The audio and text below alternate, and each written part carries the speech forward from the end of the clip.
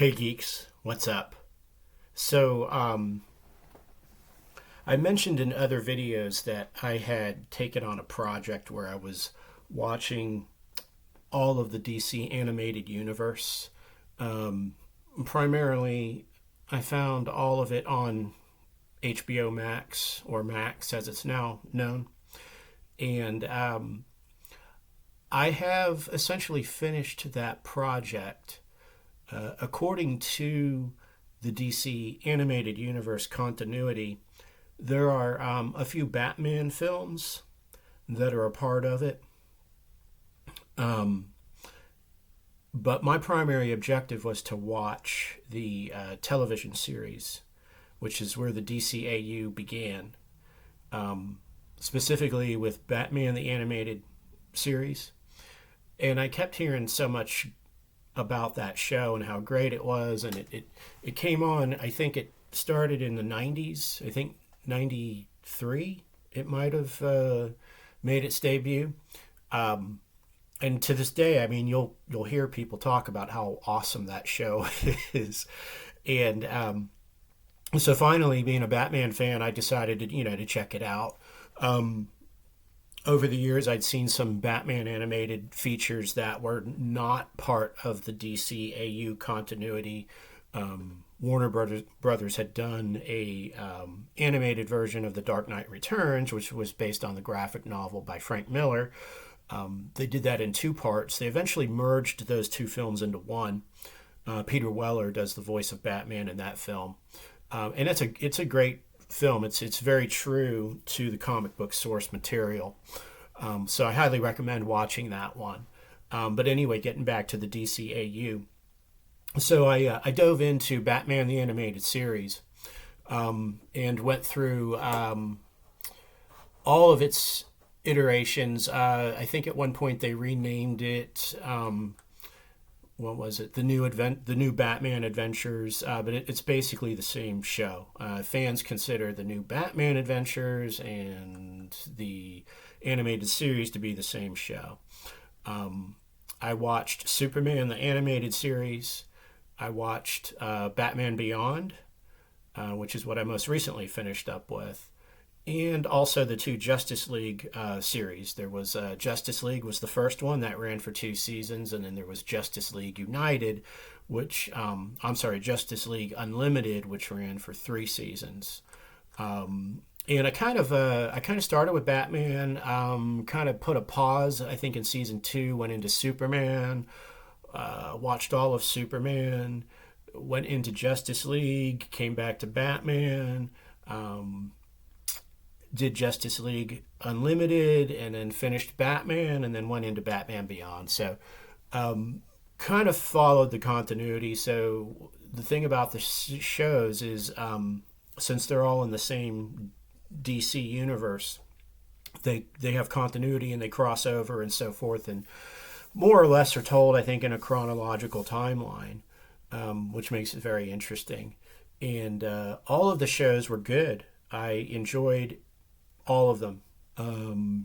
These are made for kids or for teens, but they're very much made for adults too, and especially if you're a fan of the comic books and fan of these heroes. So if anyone ever says to you, "Hey, what are you watching those cartoons for? Hey, you child?" As they put down their young adult book, they're YA.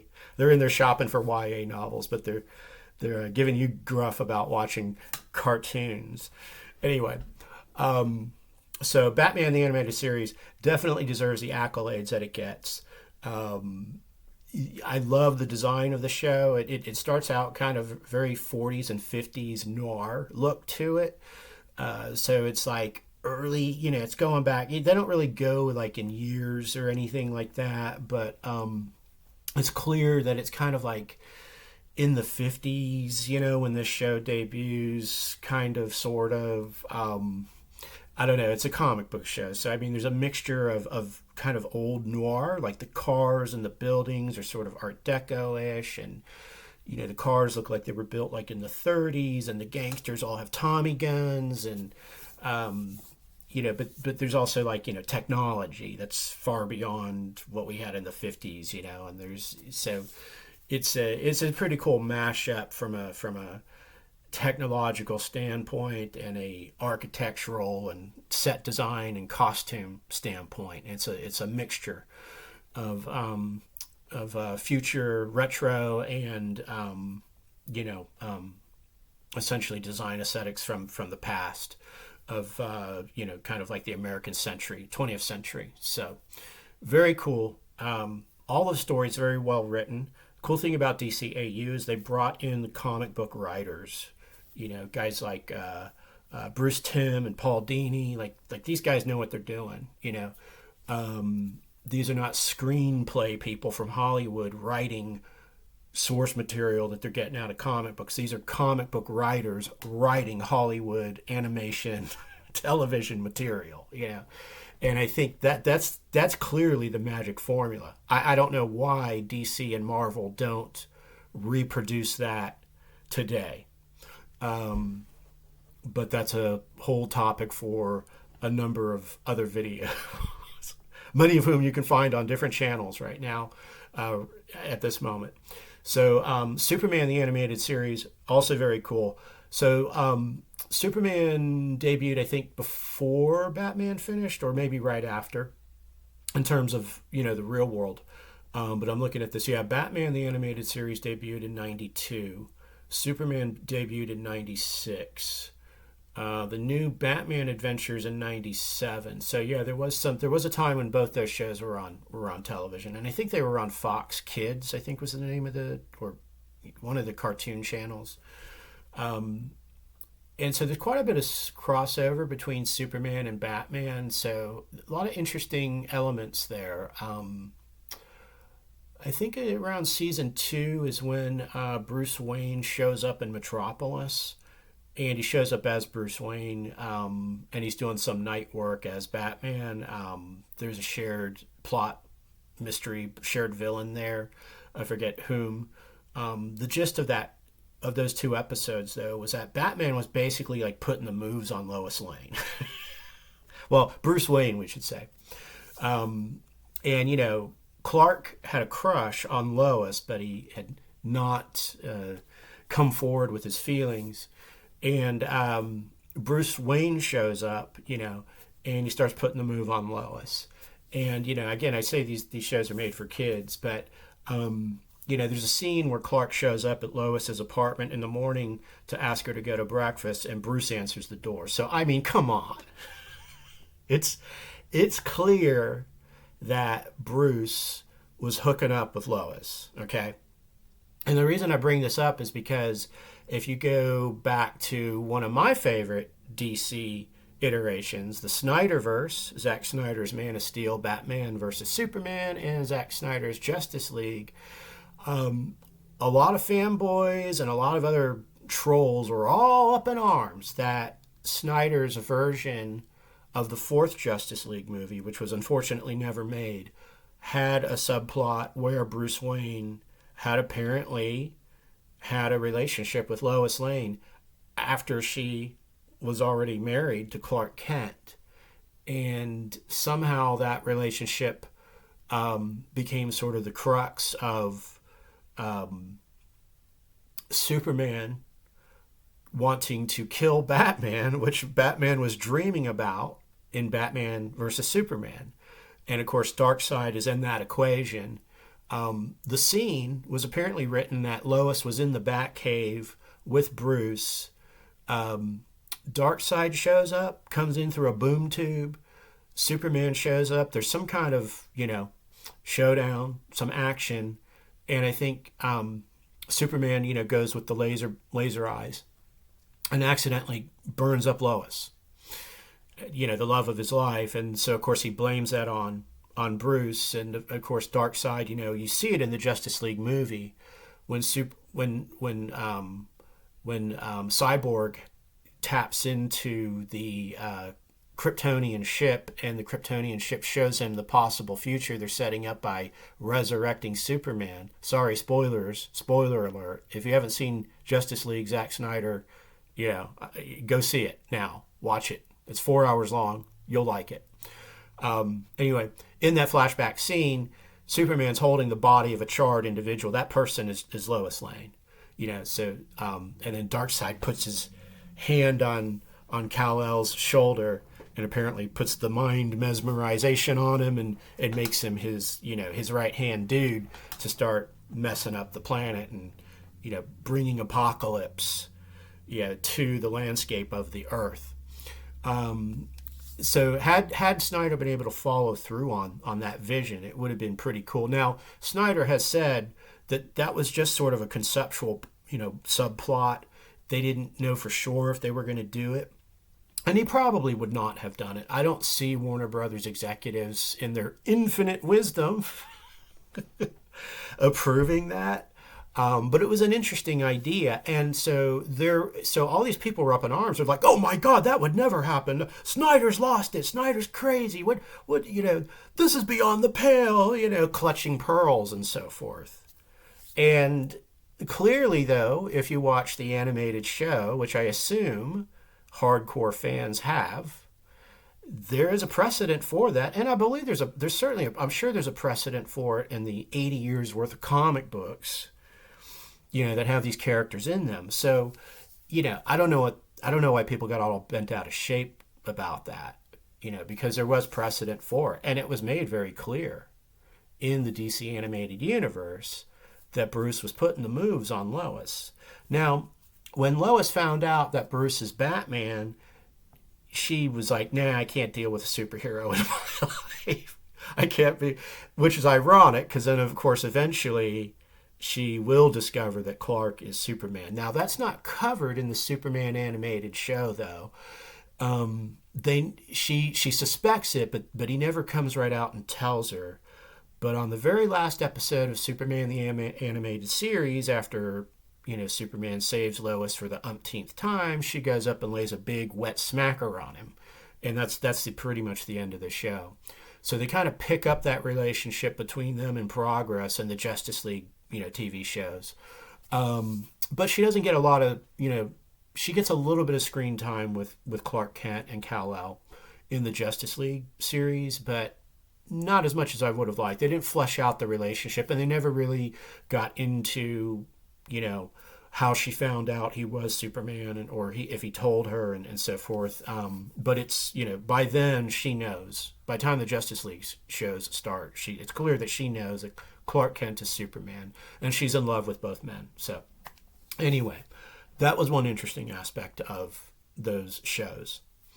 The Justice League shows. In the first season of Justice League, Superman is a total wuss. Like, the focus is really on the other characters: Wonder Woman, Hawk Girl, Green Lantern, the Jon Stewart version, and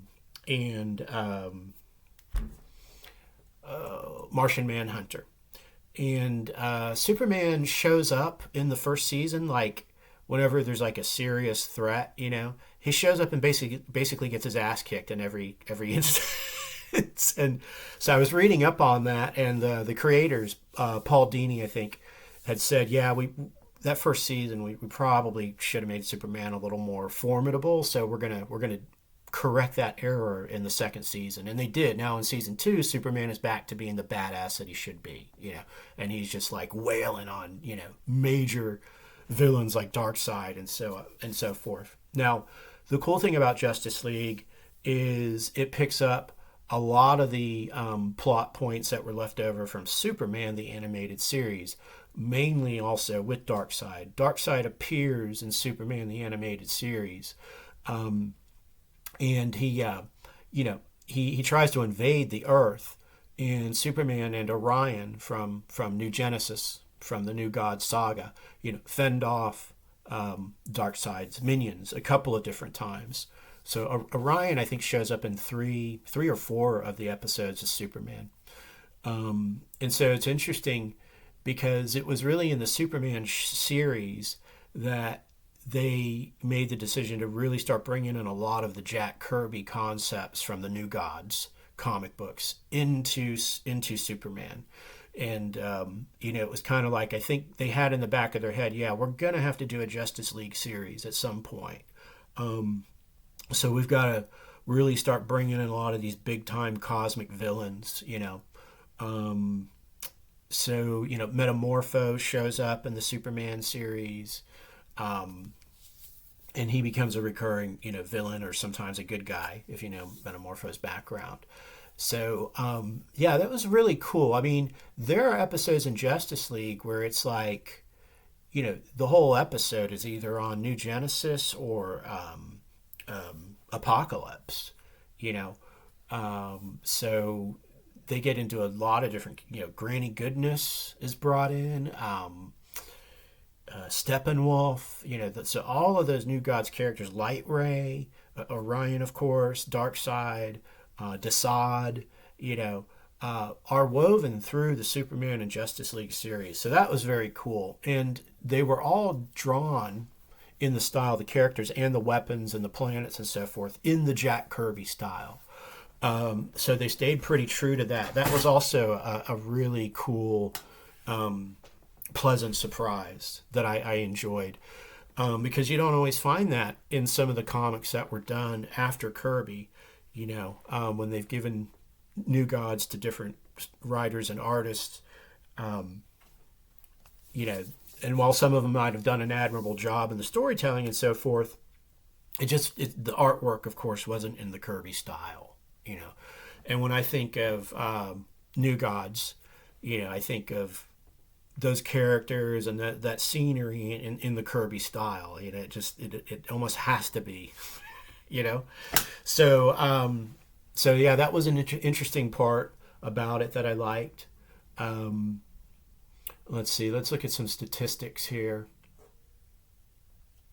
So all in all, I watched 306 episodes of all of these series.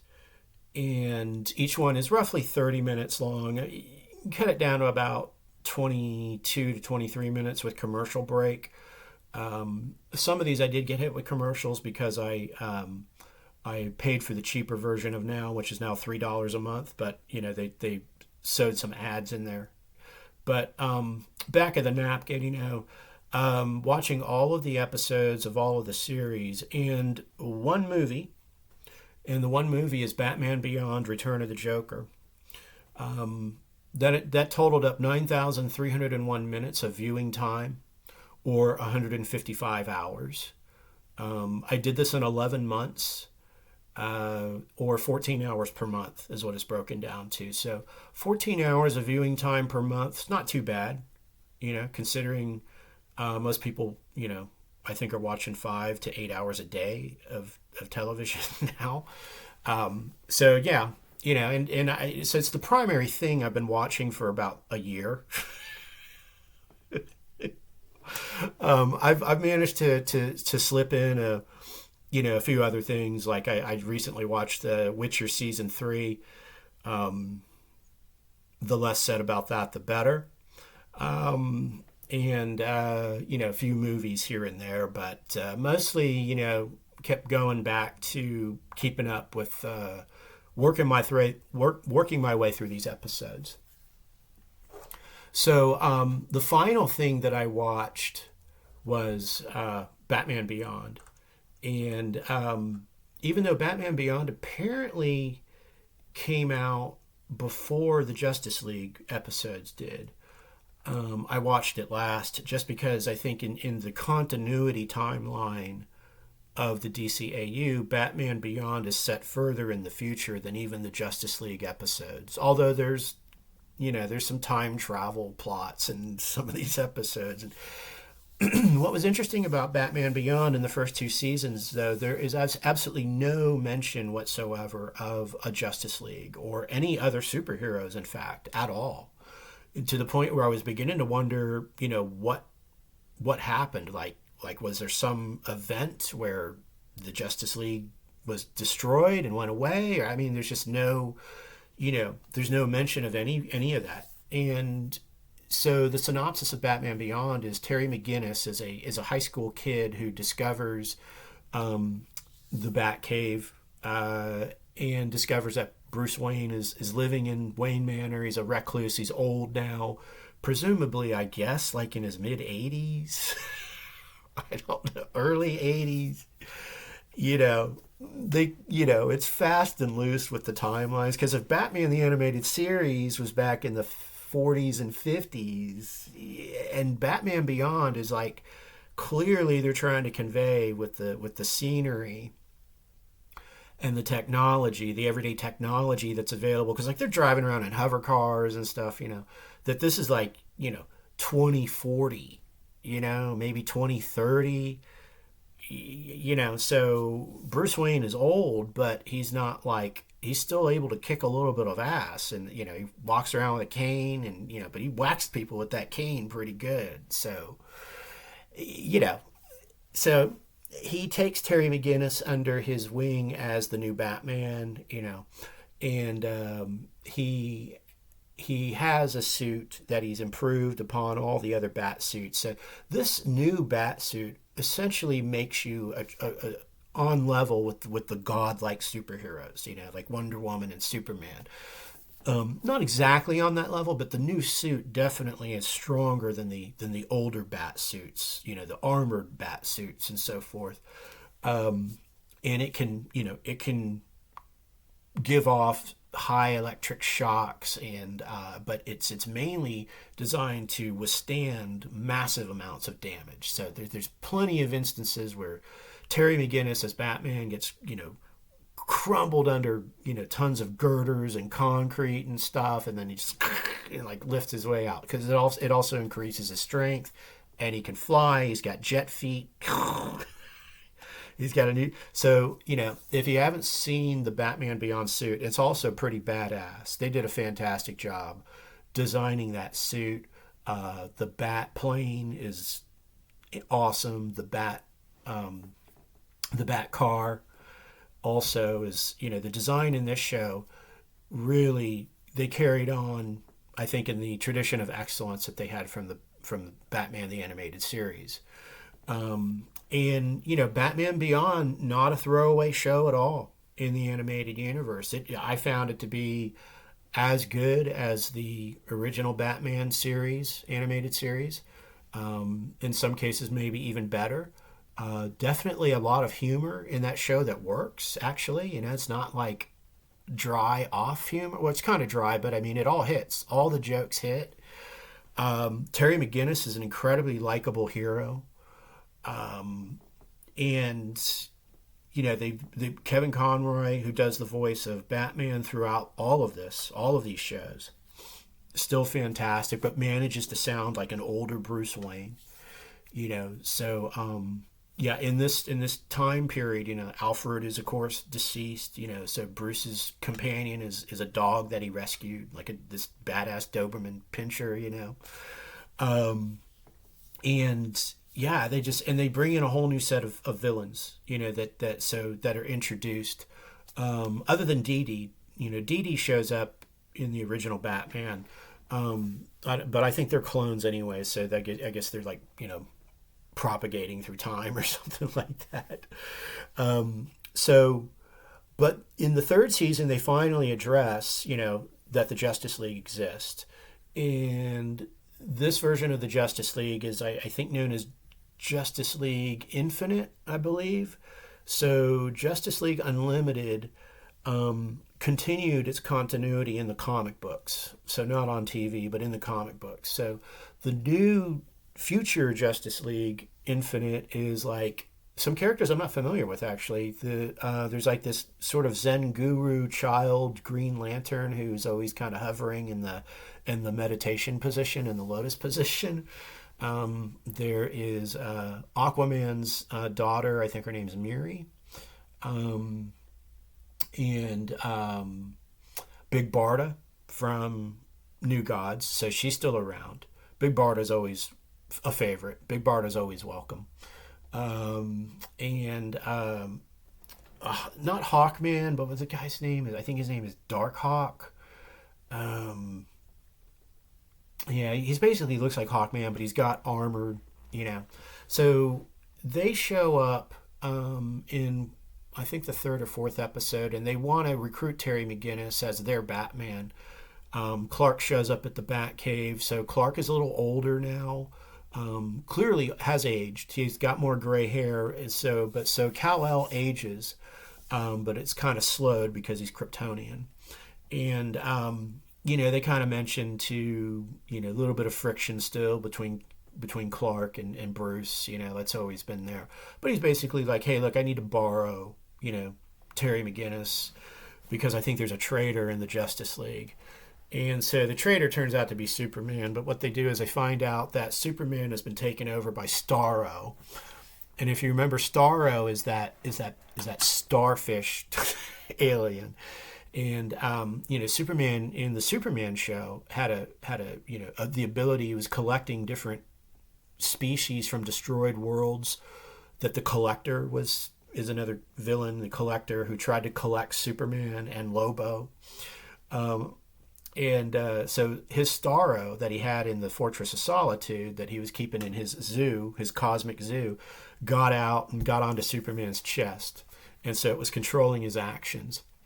And so he was basically trying to, take over the world through the Justice League. And it was funny because, at one point Bruce said when he found out that, Superman was the traitor by way of Terry's, detective work, he was like, well, Superman's gone rogue before, so Batman, Bruce Wayne being Bruce Wayne, Batman, has a little kryptonite bullet that he gives to Terry McGinnis.